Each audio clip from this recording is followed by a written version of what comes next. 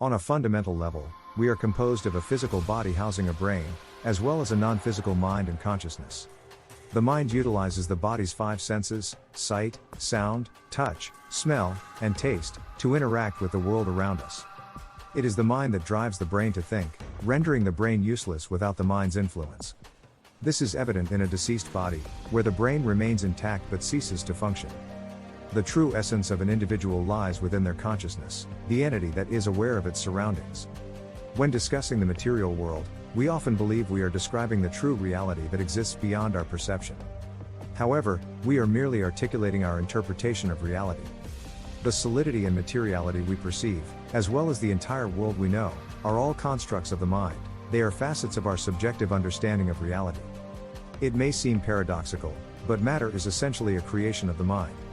When we come to understand that everything we perceive, including the material world, is a product of our consciousness, we realize that the truth is a complete reversal of our conventional perspective.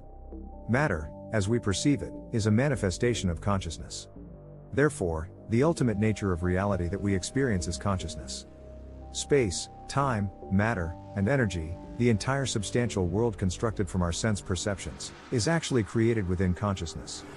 The core of this entire phenomenal world is not matter, but consciousness. When we observe the world, we do not perceive consciousness externally. Instead, we only see the various forms and attributes that consciousness has adopted. To us, the material world seems to lack consciousness. The reason we are unable to detect consciousness in the world we perceive is because consciousness is not a component of the mental image we construct. It serves as the canvas upon which the image is painted. However, when we mistakenly believe that the mental image of reality is the true reality, we are faced with a challenging question regarding consciousness. How does conscious experience emerge from matter? This is the perplexing question that many scientists and philosophers are currently exploring. In reality, the question they are truly asking is more about our perception of reality rather than the fundamental reality itself.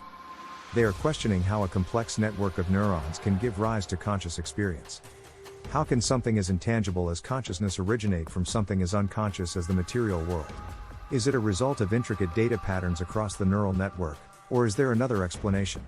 The true question lies in understanding how matter, space, time, color, sound, form, and all other qualities we perceive manifest within consciousness. What is the process of manifestation within the mind? One of the most common questions that arises is about the seat of consciousness. Where exactly is the self, our sense of identity, located?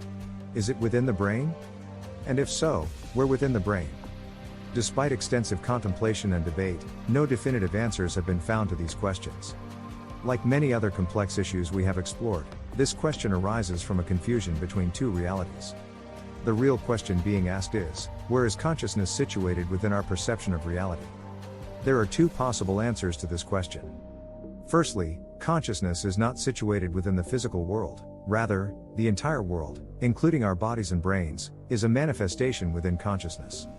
Consciousness serves as the container of our world, rather than being contained within it.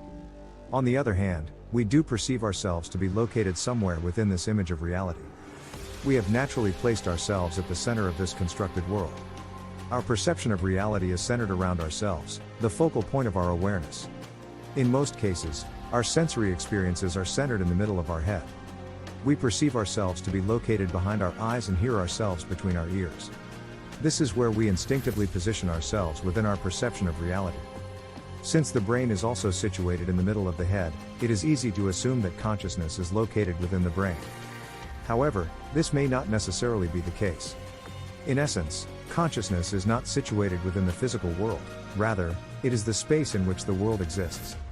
We create a sense of location for ourselves within our perception of the world by placing ourselves at the center of our perceived reality. A recurring theme in mystical literature is the concept of being interconnected with all things, the profound realization that one is not separate from the universe, but rather an integral part of it. This understanding goes beyond mere philosophical musings. It is a reflection of a heightened state of consciousness attained through years of inner exploration by spiritual adepts. These individuals have delved deep into the realms of their own minds and have come to the profound realization that everything we perceive, from the cells in our bodies to the stars in the sky, exists within consciousness. It is a shift in perspective that challenges the conventional notion of reality, revealing that the universe is not external to us, but rather a manifestation of our own consciousness. Those who have reached this state of awareness are not deluded, they see the world for what it truly is. It is the rest of us who are under the illusion that the world exists independently of our minds. These inner explorers have uncovered the profound truth that everything is, indeed, in the mind. Throughout history, religion and philosophy have sought to grapple with the nature of consciousness and its relationship to the physical universe. Great thinkers and spiritual leaders from various traditions have offered their insights into the fundamental questions of human existence. Philosophical inquiry has been driven by the mysteries of human behavior and the seemingly chaotic nature of the universe, leading to the age-old question: is there a purpose behind it all, or are we merely witnessing a random series of events?